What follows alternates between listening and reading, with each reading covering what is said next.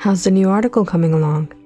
Great, I finally got my hands on a good story. I'm telling you, my boss is going to scrap Jackson's work today. All right, Mrs. Competitive, I hope you get victory in the battlefield. Hey, it's a big deal for me, all right? I might just get my article on the front page this time, and a promotion. Good luck. After his wife, Scarlett, left for work, Lawrence went out to get some fresh air by the dock outside the Westbrook estate. Lawrence Westbrook was a wealthy, influential sports celebrity. He was one of the best golf players in the States. And Scarlett, she was a hard-working woman, an editor at BII Times, with dreams of becoming a famous writer.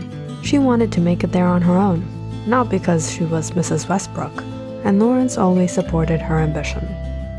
They first met each other at the BII Times headquarters almost 11 years ago, where Lawrence had gone for a highly requested interview, and Scarlett was an intern at the time. It was those few meetings that sparked a romance between the two, and the fire was still going 10 years now. But Scarlett was much younger than Lawrence. They got married when she was only 22, and he was 35. But the couple was made for each other. No one understood them the way they understood each other. Lawrence went out to the dock and called his friend, Jess Beckham. They had been buddies since their college years. In fact, they were almost always together, until Lawrence invested himself in sports and Jess joined the BIIPD. But things have been a little different since Scarlett came into the picture. To put things in decent terms, Scarlett wasn't fond of Jess. She didn't like Lawrence spending too much time with him. In fact, she didn't even like when he invited Jess over. "What is your problem with him? We've been friends for years. He's a good guy." "You know he's always been judgmental about me. Who knows what he poisons your mind with? Was it because he didn't like the food you served at the party? I'm telling you, I loved it." "Don't be childish with me, Lawrence. Should I remind you of our wedding?" All right. "What's up? Why did you want to meet so early today?" "I actually had to talk to you about something." "About what? Is everything okay?" "I'll tell you, but not here. Let's take the speedboat out." The friends boarded the speedboat and took it out for a ride in Maumee Bay. It was still quite early, and the air was misty and foggy. "So what's up?" "I've been thinking this out for a few days now, and trust me, I would rather keep it to myself. But as a friend, it's only fair that I tell you. It's about Scarlett." "What about her?" "I've been telling you from the start, these young women, they're gold diggers. You should know that better than me. You're established, you're rich, you're a celebrity. You could have married anyone, but you chose Scarlett." "Jess, Scarlett isn't a gold digger. It's been 10 years, bro. I think I would have found out." "I knew you would say that, Lawrence, but I have reasons to believe she might be cheating on you." "Cheating on me? With who? And what reasons?" "I saw her last Friday evening outside the BII hotel. She was with a man. I later found out he was a Russell Jackson. He's one of her co-workers, I suppose." Lawrence hit on the steering wheel and ruffled his hair back. "You almost had me there. Jess, it's not possible she's having an affair with him. He's her rival. She hates the guts out of him. She always complains about issues at work with this guy." "Well, if that's the case, that's great, but I think you should look into the matter." "Not again, Russell. You took away my promotion." "Hey, let me treat you tonight. The celebration is on me." "Well, what can I say? Can't deny you're a good writer. Congratulations." "Where do you want to go?" "How about the BII Lounge? I hear they have sushi." Lawrence thought it was ridiculous.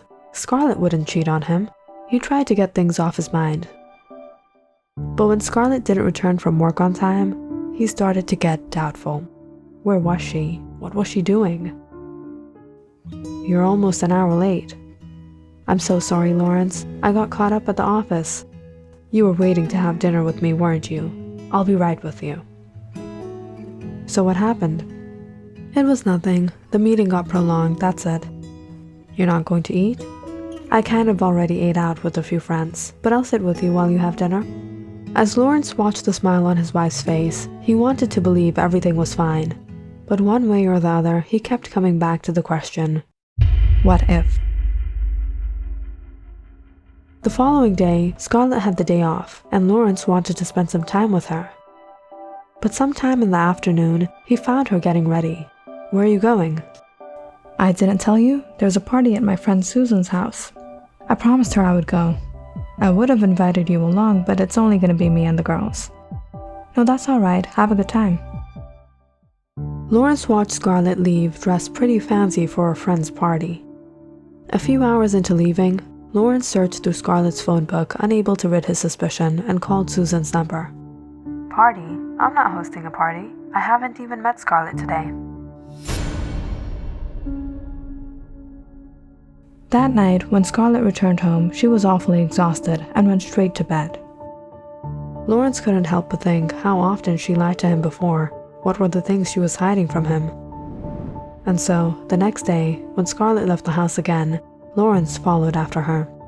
He had become suspicious the moment Scarlett sent the driver off duty to drive the car herself. There was no need for that unless she didn't want anyone knowing where she was going. Lawrence followed her in another car to a house. Who lived here? When she drove into the driveway, Lawrence immediately parked the car and watched her from the other side of the road, impatiently waiting as his wife knocked on the door. But what he saw made his world shatter. It was Russell, that son of a... Seeing the grin on his face as he took his wife inside the house, it made Lawrence's blood boil.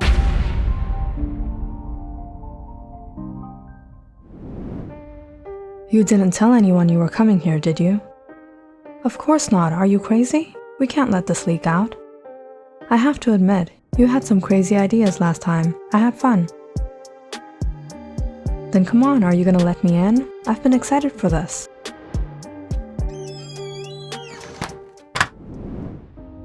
Lawrence didn't know what to do. Should he confront them? Should he catch them red-handed? He waited in his car, trying to hope for the best. Perhaps she would come out right now. But he couldn't help the wild thoughts that roamed in his head. When Scarlett didn't come out till a few hours later. Was this where she had been going? Yesterday? Perhaps the numerous other times she said she was meeting friends? Heck, Jess had even seen her. There was no question about what was going on now. "You were right. You don't know how disgusted I feel right now." "I understand, buddy. It's gonna be fine. There are a lot of other women out there." "No, it's my fault. Jess, how could I be so foolish? I feel like taking her life." "No, Lawrence, don't make this mistake. You don't want to take any drastic steps now. If you commit a crime, I'll have to be the one to arrest you." "What do you expect me to do? Let her go after all these years? She betrayed me. Why don't you divorce her?" "No, I can't. If I divorce her, I'll lose half my property to this cheater." "You wouldn't have to if you can prove her infidelity." "I can't. If I do that, she'll make allegations against me as well." "Jess, I've cheated on her a few times. But it was never a relationship. She knows about it." "People make mistakes. I don't know what to say." After opening up to Jess, Lawrence felt a little better. Jess was a good friend who had always supported him through thick and thin. However, the relief wasn't long-lasting, because soon Scarlett returned home. But now her smile even disgusted him. Lawrence decided to give it a few days, speak to Scarlett, maybe she would confess out of guilt. But everything she said and everything she did sickened him. And the fact that he couldn't do anything about it filled him with hatred and rage even more. "Scarlett, have you ever hid anything from me?" "Like the surprise birthday party I was planning? Who told you?" "No, Scarlett, I'm not playing with you. Is there anything about you I don't know?" "You know me in and out. You know my every secret. You're my husband." "Do you really love me? Baby, is everything okay?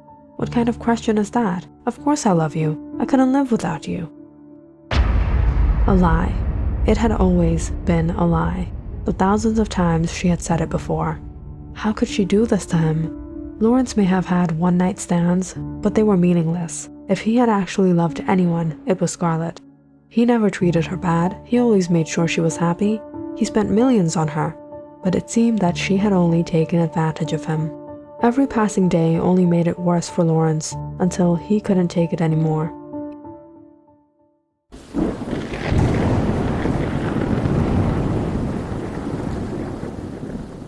It was raining tonight, thunder was roaring in the skies, and Lawrence was wide awake. He left Scarlett asleep in her bed and drove out to Russell's house, and he broke in through the back door. Who's there? Lawrence Westbrook? You? Did you just break into my house? What is this? Get out or I'll call the police. Lawrence took out his gun and pointed it at Russell. The only thing you will do is beg for my mercy now. I should have shot you that day I found Scarlett seeing you. You're mistaken. Scarlett and I are just colleagues. You lie to me one more time and I'll pull the trigger right now. Please, don't do this. I can explain. It was nothing like that. You think you're smart? You think you would sleep around with my wife and I would spare you? What are you talking about? Scarlett only came over to discuss work. We were working on a secret file together. We don't have anything like that. Lawrence couldn't bear the rage hearing lie after lie. He stormed up to Russell and held the gun to his head. Please, please spare me. Why should I spare you? Tell me, give me a reason not to finish you right now. I'll do anything you say, but please, don't shoot. You know what? I'll give you one chance. You will kill Scarlett. What? How can I kill her? I'm just a simple small-town guy. Please, don't involve me in this. I don't want to go to jail. Then I hope you've said your last words. Lawrence scowled as he put his finger on the trigger. Wait. I'll do it. I'll take her life. You filthy pig. You traitors are nothing but traitors.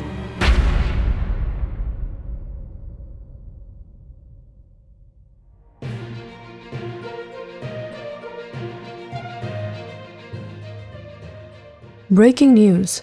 The mystery of BII reporter Russell Jackson's demise has been solved. Initially suspected to be a murder case, now after investigating and analysis of all evidence, has been proven to be suicide.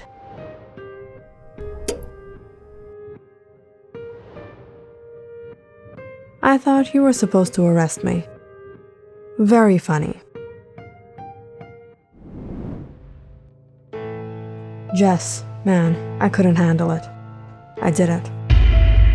What? What have you done? I warned you not to do all this. Now what? Are you coming? Wait for me. I'm coming. Just close all doors and windows, and take a mental note of everything you touch. Everything will be fine. I'm on my way.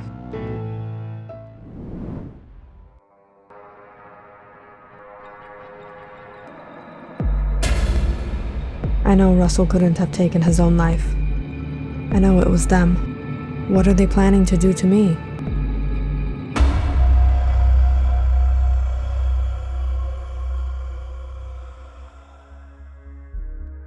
Click on the subscribe button and check out more awesome videos on our channel. And don't forget to press the bell icon because you know it's interesting.